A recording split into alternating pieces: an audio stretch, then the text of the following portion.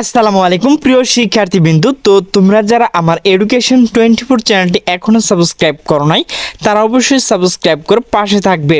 তো তোমরা যারা 2025 সালে এইচএসসি পরীক্ষা দিচ্ছ, তো তোমাদের আগামী 24 তারিখের যে পরীক্ষা তো সেটি কিন্তু স্থগিত করা হয়েছে। তো সে বিষয়ে কিন্তু একটি নোটিশ প্রকাশ করা হয়েছে। তো নোটিশটি প্রকাশ করা হয়েছে দ্য ডেইলি ক্যাম্পাস।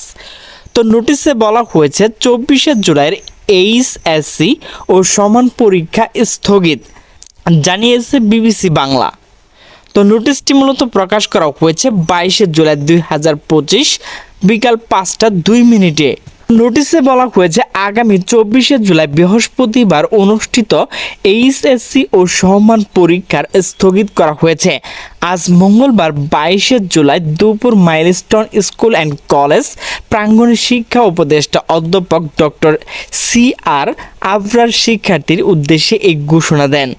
ঘটনাস্থল থেকে এই তথ্য নিশ্চিত করেছেন বিবিসি বাংলা।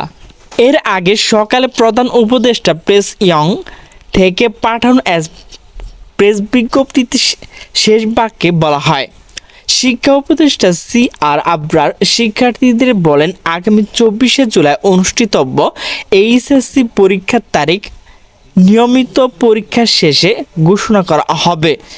বিষয়টি সম্পর্কে জানতে চাইলে প্রেস ইয়ংয়ের সিনিয়র সহকারী প্রেস সচিব ফয়েজ আহমেদ দ্য ডেইলি ক্যাম্পাসকে বলেন, নর্মাল রুটিনে পরীক্ষা শেষ হলে এই বিষয়ে রুটিন ঘোষণা করা হবে।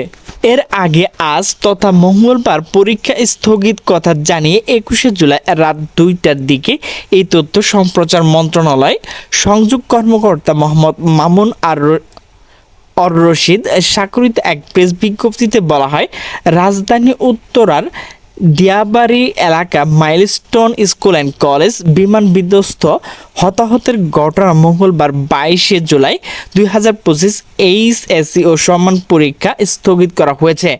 তথ্য ও সম্প্রচার উপদেষ্টাকে এই তথ্য নিশ্চিত করেছেন শিক্ষা উপদেষ্টা।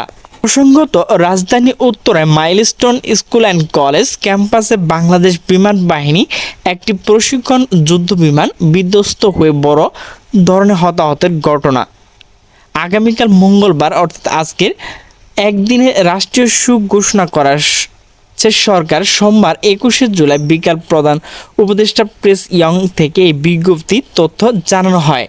তো প্রিয় শিক্ষার্থীবৃন্দ, তোমাদের যে 24শে জুলাই পরীক্ষাটি তো সেটি কিন্তু স্থগিত করা হয়েছে। তো প্রিয় শিক্ষার্থীবৃন্দ, আমার ভিডিওটি যদি ভালো লাগে তাহলে অবশ্যই লাইক কমেন্ট শেয়ার করবে। তো সকলে সুস্থ থাকবে, ভালো থাকবে, আল্লাহ হাফেজ।